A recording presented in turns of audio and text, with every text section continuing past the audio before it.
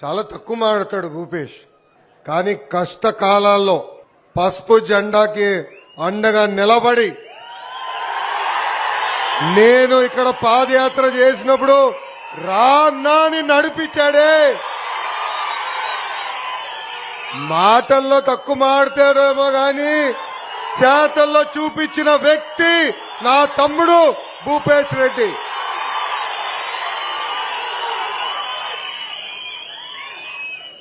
అధికారం వచ్చిన తర్వాత చాలా మంది వస్తారు, కానీ కష్టకాలంలో నిలబడాడే అతనే నాకు తమ్ముడు. జమ్మల మడుగు జోష్ అదిరిపోయిందబ్బా. పౌరుషాల గడ్డ జమ్మల మడుగు నియోజకవర్గం. పెన్నా నది నీళ్ళలోనే కొంచెం తేడా ఉందబ్బా. ఆ నీరు నుంచి అనుకుంటా మీకు జోష్ వస్తుంది. 3 నదులు, 3 నీటి ప్రాజెక్టులు, 4 సిమెంట్ ఫ్యాక్టరీలు ఉన్న ఏకైక నియోజకవర్గం మన జమ్మల మడుగు నియోజకవర్గం. గండికోటని ఎవరు టచ్ చేయలేకపోయారు. జమ్మల మడుగు తెలుగుదేశం పార్టీని కూడా టచ్ చేయలేరు. ఉమ్మడి కడప జిల్లా ఎప్పుడూ తెలుగుదేశం పార్టీకి అండగా నిలబడిన జిల్లా. విశ్వవిఖ్యాత నట సార్వభౌమ స్వర్గశ్రీ నందమూరి తారక రామారావు గారు ఏ ముహూర్తంలో పార్టీ స్థాపించారో నాకు తెలియదు, కానీ ఎవరికి లేని విధంగా 1 కోటి మంది కుటుంబ సభ్యులు నాకు సొంతం చేశారు. బడుగు బలహీన వర్గాల్ని ప్రోత్సహించింది ఒక తెలుగుదేశం పార్టీ. జిల్లాలో మనం చూస్తున్నాం 2019 నుంచి 24 వరకు మనని అన్ని రకాలుగా ఇబ్బంది పెట్టారు. మన పైన కేసులు పెట్టారు. బయటికి వస్తే ఏకంగా దాడి చేశారు. పెద్ద ఎత్తున పోరాడితే మన ప్రాణాలే తీశారు. కానీ టైం వచ్చినప్పుడు పసుపు ధైర్యం ఏంటో చూపించిన ఘనత ఒక తెలుగుదేశం పార్టీ కార్యకర్తలకే సొంతం. మనందరం చూసాం. మెడపై కత్తి పెట్టి వాళ్ళ నాయకుడికి జై కొట్టమంటే జై చంద్రబాబు, జై తెలుగుదేశం అని ప్రాణాలు కోల్పోయాడే ఆ తోట చంద్రనే మీ లోకేష్ ఒక స్ఫూర్తి.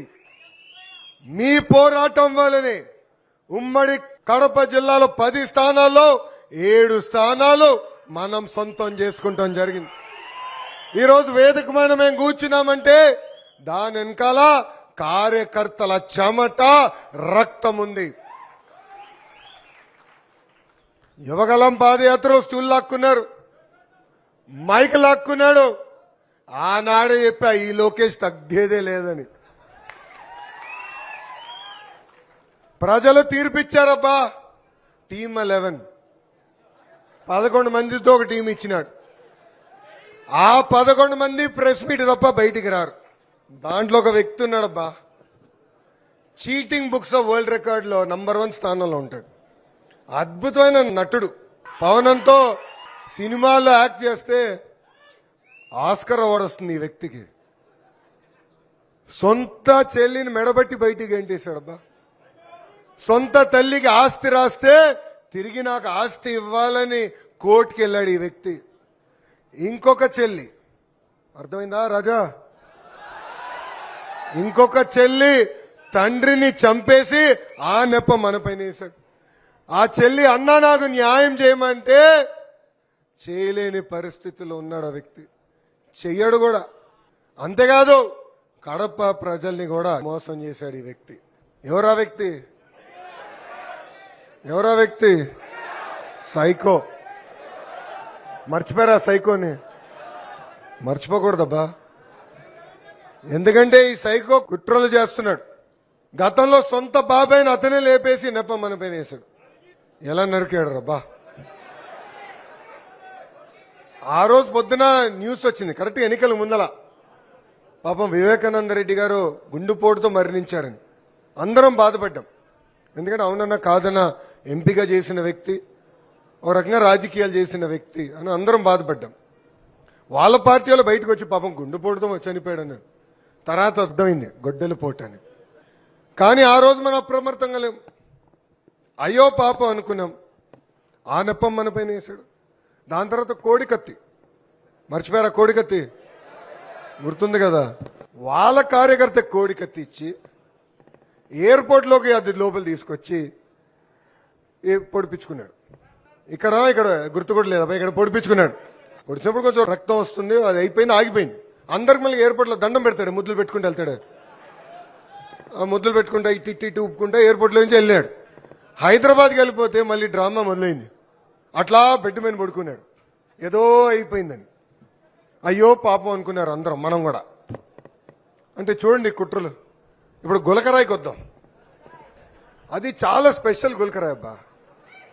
ఎందుకంటున్నానంటే ఆ బస్ పైన జగన్మోహన్ రెడ్డి అనే వ్యక్తి నుంచున్నాడు, మాట్లాడుతున్నాడు. దాని పక్కన ఇంకొక వ్యక్తి ఉన్నాడు, వెల్లంపల్లి శ్రీనివాస్. ఆ గులకరాయి ఎంత స్పెషల్ అంటే వచ్చి జగన్మోహన్ రెడ్డి గారు తగిలిందంట, దాని తర్వాత ఇటు నుంచి ఎగిరి వెళ్ళి వెల్లంపల్లికి తగిలిందంట. ఆ గులకరాయి ఎంత స్పెషల్ అంటే వెల్లంపల్లి ఒకరోజు ఈ కన్ను పైన ప్యాచ్ చేసుకున్నాడు, మరుసటి రోజు ఈ కన్ను పైన ప్యాచ్ చేసుకున్నాడు.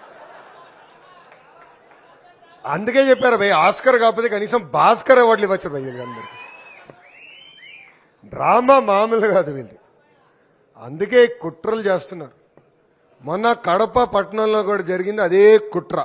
మతాల మధ్య చిచ్చు పెట్టి రాజకీయ లబ్ధి పొందాలనుకున్నారు.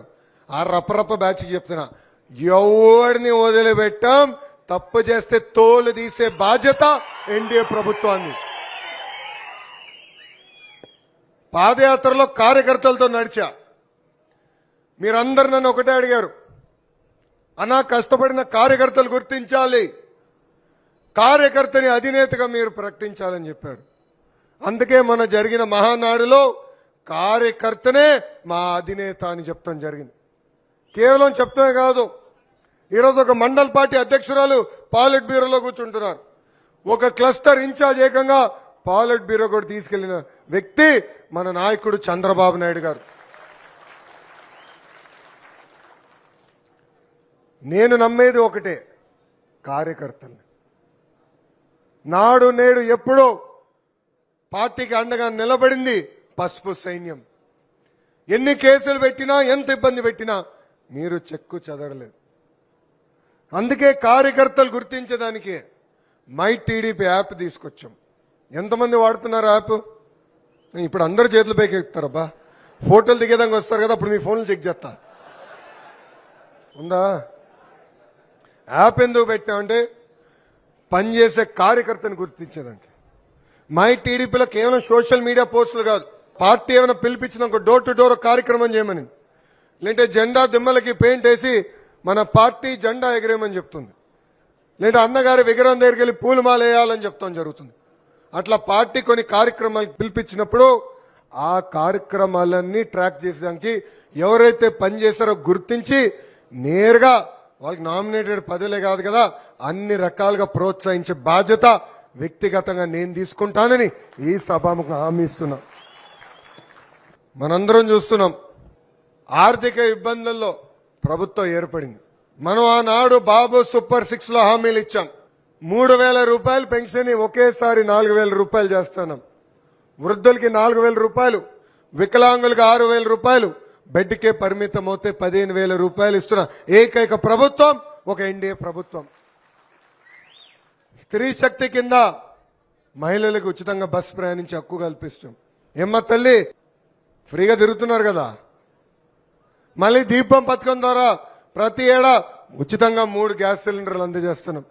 తల్లికి వందనం కింద ఎంతమంది బిడ్డలు ఇంట్లో ఉంటే అంతమంది బిడ్డలకి ప్రతి ఏడా 15,000 రూపాయలు ఇస్తా ఉన్నాం. ఇచ్చి చూపించిన ఏకైక ప్రభుత్వం మన ఎన్డీఏ ప్రభుత్వం. మత్స్యకారుల సేవతో వాళ్ళకి డబ్బులు ఇస్తున్నాం. చేనేత సోదరులకి ఈరోజు 200 రూపాయలు ఉచిత కరెంటు కూడా మనం అందజేస్తాం జరుగుతుంది. ఇంకా మెగా డిఎస్సి ద్వారా 16,000 ఉపాధ్యాయుల పోస్టులు భర్తీ చేశాం. 6,000 పోలీస్ పోస్టులు భర్తీ చేశాం. ఆనాడు యువగలంలో నేను హామీ ఇచ్చానే, ప్రతి ఏడా జాబ్ క్యాలెండర్లని 10,000 ఉద్యోగాలతో సింగిల్ జాబ్ క్యాలెండర్ విడుదల చేసింది కూడా మన ఎన్డీఏ ప్రభుత్వం. ఇవన్నీ మీకు ఎందుకు చెప్తున్నానంటే అధికారులకు వచ్చిన తర్వాత మనం కొంచెం రిలాక్స్ అవుతామండి. చేసే పనులు మనం చెప్పుకోం. మనలో చైతన్యం రావాలి. మనం ఒక పెద్ద కుటుంబం. నేను ఎన్నో మాటలు చెప్పా. ఆనాడు ప్రతిపక్ష పార్టీతో ఎంత పోరాడానో దానికన్నా 3 రెట్లు ఎక్కువ తెలుగుదేశం పార్టీలో నేను పోరాడా. పార్టీలో రావాల్సిన సంస్కరణల కోసం నేను పోరాడా. జిల్లా వ్యవస్థ నుంచి పార్లమెంట్ వ్యవస్థ తీసుకురావాలని పోరాడా. 2 సంవత్సరాలు పట్టింది సంస్కరణ తీసుకొచ్చేదని. కానీ ఏనాడు బయటకు వచ్చి నేను మాట్లాడలా. ఏమున్నా 4 గోడల మధ్యన మాట్లాడా. అధ్యక్షుల వారితో చర్చించా. పాలిట్ బ్యూరోతో పోరాడా. నమ్మకున్న సిద్ధాంతం సాధించే వరకు నేను వదిలిపెట్టలేదు. ఇదే మీ అందరికి ఎందుకు చెప్తున్నానంటే మన మధ్యన సమస్యలు ఉంటాయి. మనది ఒక పెద్ద కుటుంబం. మీరన్నా నన్ను కన్విన్స్ చేయాలి, లేదంటే నేనన్నా మిమ్మల్ని కన్విన్స్ చేస్తాను తప్ప అలాగే ఇంట్లో పడుకుంటే మటుకు నేను ఊరుకోను రాబాయ్. నేను ఊరుకోను. భూపేష్కి మంచి ఒక కర్ర కూడా ఇస్తా. ఎందుకు కలగాలి? ఇది మన పార్టీ రాబాయ్. పోరాడదాం, మాట్లాడుకుందాం, చర్చిద్దాం. భూపేష్ ఉన్నాడు, నియోజకవర్గ ఇన్ఛార్జ్గా ఉన్నాడు, పార్లమెంట్ పార్టీ అధ్యక్షుడిగా ఉన్నాడు. సవితమ్మ గారు ఉన్నారు ఇన్ఛార్జ్ మార్చులుగా. శ్రీనివాసరెడ్డి గారు వచ్చారు జోనల్ కోఆర్డినేటర్గా. అందరూ మన కోసం పనిచేసేవారు. పార్టీ సిద్ధాంతాలు నరనరాలు తెలిసినవారు. సో 4 గోడల మధ్యన పోరాడదాం, చర్చించుకుందాం. కానీ బయటికి వెళ్ళినప్పుడు ఒకే నినాదం, జై తెలుగుదేశం, జై చంద్రబాబు గారు. వేరే మాట మన నోరు నుంచి రాకూడదబ్బా. కానీ అలాగే ఇంట్లో పడుకుంటే నష్టపోయేది ఎవరు? ముందల మనం, తర్వాత రాష్ట్రం. ఇప్పుడు అంతా బాగుంటుంది. పోలీసులందరూ సెల్యూట్లు కొడుతున్నారు. మనం ప్రతిపక్షంలో ఉన్నప్పుడు కేసులు పెట్టింది ఎవరబ్బా? మర్చిపోయినామా? అది గుర్తుపెట్టుకోవాలా. హెచ్ఎం గారికి బాధ్యత పెట్టా. 2019 నుంచి 24 మధ్య దొంగ కేసులన్నీ తీపిచ్చే బాధ్యత. ఇప్పటికీ 80% కేసులు తీపిచ్చాం. మిగిలిన కేసులు ఏమిటో నాకు చెప్పండి. ఆ కేసులు కూడా తీపిచ్చే బాధ్యత మన ప్రభుత్వం తీసుకుంటుంది. కలిసికట్టుగా పనిచేయాలి. కలిసికట్టుగా మనం నమ్ముకున్న సిద్ధాంతాల కోసం మనం పోరాడాలి. ఎందుకంటే ఈ మధ్యన చూస్తున్నా రపరప్ప అని బోర్డులు పట్టుకుంటున్నారు. అరే నువ్వు రపరప్ప అంటే భయపడే వాళ్ళు ఉన్నారా ఇక్కడ? ఎందుకు భయపడతాం మేము? అరే మీ నాయకుడిని చూసాం, మీ నాయకుడు తండ్రిని చూసాం, ఎవడేం పీకలేకపోయారు మమ్మల్ని. రపరప్ప సినిమా చూపిస్తారంటున్నారు. రపరప్ప ఎండ్ కార్డ్ వేసే బాధ్యత నేను తీసుకుంటున్నానని కార్యకర్తలందరికీ తెలియజేస్తున్నాను. అరే ఎర్ర బుక్ అంటే భయపడుతున్నారబ్బా. ఎర్ర కార్డు చూస్తే కూడా భయపడతారు. ఈ ఎర్ర కార్డు చూస్తే కూడా భయపడతారు వాళ్ళు. ఏమనంటే ఎర్ర బుక్ రాజ్యాంగం అంటున్నారు. ఎస్, నేను యువగలంలో చెప్పా. ఎర్ర బుక్ పట్టుకుని తిరిగా, ఊరూరు చెప్పా. మీరు చేస్తున్నారు అరాచకాలు, చట్టాన్ని ఉల్లంఘించి ప్రజలపైన, కార్యకర్తల మీద కేసులు పెట్టారే, మిమ్మల్ని వదిలిపెట్టామన్నావు. నేను ఎట్టి పరిస్థితుల్లో వదిలిపెట్టాను అని కూడా వాళ్ళకి సభాముఖంగా తెలియజేస్తున్నా. వాళ్ళ కార్యకర్తలు వస్తే ఒకటి అడగండి, అసలు మీ నాయకుడు ఎక్కడుంటాడబ్బా అని. లేబా బెంటా హై, మర్చిపోయినావా? బెంటా హై. 3 రోజులు బెంగళూరు, 1 రోజు తాడేపల్లిలో, 3 రోజులు హైదరాబాద్లో. అందుకే చెప్పా, వాళ్ళ నాయకుడు ఎక్కడుంటారో తెలీదు, కలిసే నాదుడు లేడు. వస్తాడు ప్రెస్ మీట్ కింద మనకు మంచి మెటీరియల్ ఇచ్చి పోతాడు. అలా ఉంది పరిస్థితి. సో మనం కలిసికట్టుగా పోరాడాలి, మనం మాట్లాడాలి. లేదంటే ఒక అబద్ధం ఎంత బాగా చెప్తాడు చూడండి. ఆయనకి సిసిడి జబ్బు ఉందండి. సిసిడి, క్రెడిట్ చోరీ డిసార్డర్ అంటారు. అంటే క్రెడిట్ చోరీ జబ్బు. ఏమనంటే మా నాన్న ఉత్తరం రాశాడు, మా తాత కల్లోకి వచ్చింది, నేను ఆత్మలతో మాట్లాడే కనుక కంపెనీలన్నీ వచ్చినాయని చెప్పే పరిస్థితి. ఎన్ని అప్రమత్తంగా ఉండాలా, ప్రజల్లో చైతన్యం తీసుకురావాలా. ఎవరు ఊహించిన విధంగా కంపెనీలు ఈరోజు ఒక జమ్మలమడు నియోజకవర్గానికి వస్తున్నాయి. రాయలసీమ స్టీల్ ప్లాంట్ 2029లో రాయలసీమ స్టీల్ ప్లాంట్ పూర్తి చేసి తెలుగు జాతికి అంకితం చేసే బాధ్యత ఎన్డీఏ ప్రభుత్వం తీసుకుంటుంది. గండికోట నిర్వాసితుల్ని ఎవడో ఆదుకోవాల్సిన అవసరం ఉంది. భూపేష్ కూడా కార్లు వచ్చినప్పుడు నాకు గుర్తు చేశాడు. ఎందుకంటే వాళ్ళని యువగలం పాదయాత్రలో కూడా కలిసా. కొన్ని ఆర్థిక ఇబ్బందులు ఉన్నాయి కనుక కొంచెం ఆలస్యమైంది. అది తప్పనిసరిగా గౌరవ ముఖ్యమంత్రిగా దృష్టికి తీసుకెళ్లి నిర్వాసితులకి న్యాయం చేసే బాధ్యత మేము తీసుకుంటామని ఈ సభాముఖంగా భూపేష్ గారికి తెలియజేస్తున్నాం. అంతేకాదు ఈ పవిత్రమైన గడ్డపై, ఈ కడప గడ్డపై నేను ఆనాడు మిషన్ రాయలసీమ అని హామీ ఇచ్చా.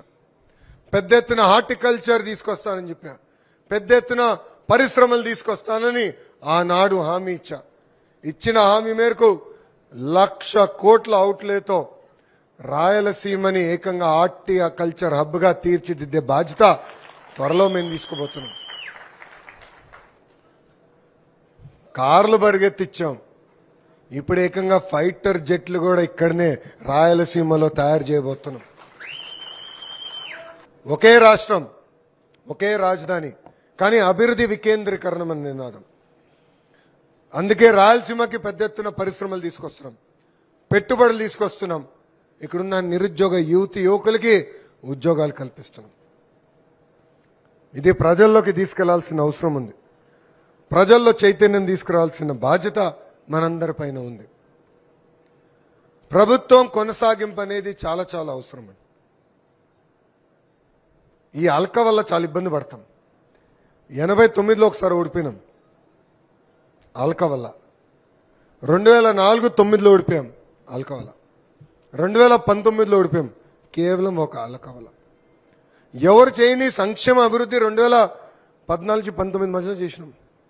ఊరూరు రోడ్లు వేసాం, సీసీ రోడ్లు, వీధి దీపాలు కట్టాం. 200 రూపాయల పెన్షన్ ఏకంగా 2,000 రూపాయలు చేసినాం. ఇట్లా అనేక కార్యక్రమాలు చేసాం. అడిగిన అందరికీ డ్రిప్ ఇరిగేషన్ ఇచ్చాం, బిందు సేద్యం ఇచ్చాం, రైతు రథాలు ఇచ్చినాం. కానీ అలిగాం. ఎందుకు అలుగుతాం? భూపేష్ నన్ను సరిగా పలకరించలేదబ్బా, భూపేష్ కూర్చేయలేదురా, అరే ఇంటికి వెళ్తే కాఫీ టీ ఇవ్వలా, అంతే అడుగుతాం. అందుకే కారులో వస్తూ వస్తూ భూపేష్కి మాట చెప్పాను.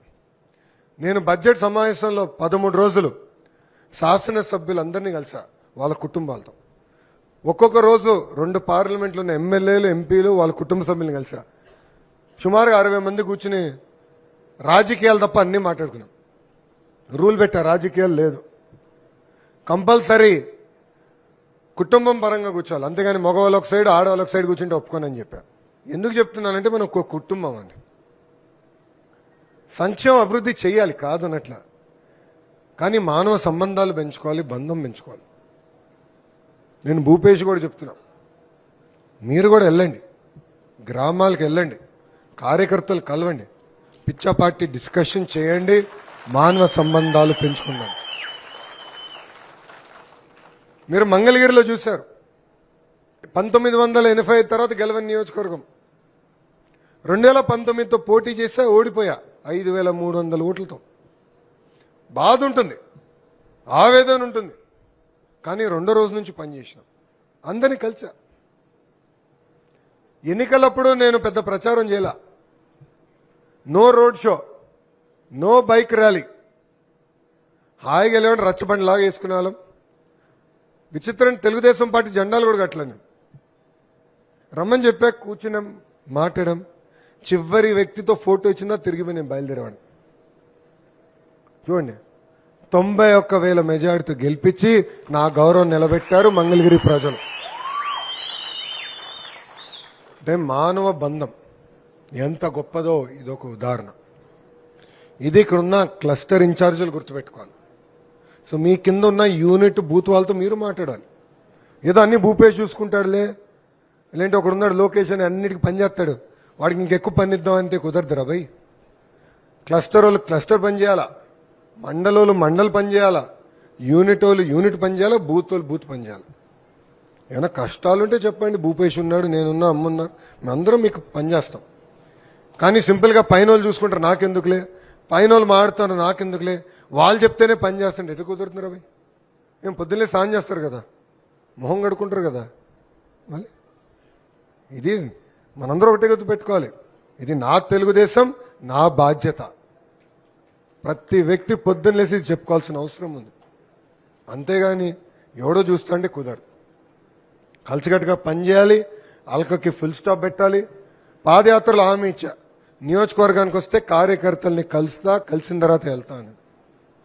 నేనే కాదు, మన జాతీయ అధ్యక్షులు చంద్రబాబు నాయుడు గారు కూడా నియోజకవర్గం వచ్చినప్పుడు చివరి కార్యకర్తతో ఫోటో దిగే ఆయన తిరిగి మళ్ళీ అమరావతికి వస్తాం జరుగుతుంది. అంటే ఇచ్చిన హామీలు మేము నిలబెట్టుకుంటున్నాం. అంత పని ఒత్తిడినా చంద్రబాబు నాయుడు గారు చేయగలుగుతున్నారంటే ఇంకా మనం ఎందుకు చేయలేమండి? మనం ఎందుకు మాట్లాడుకోలేం?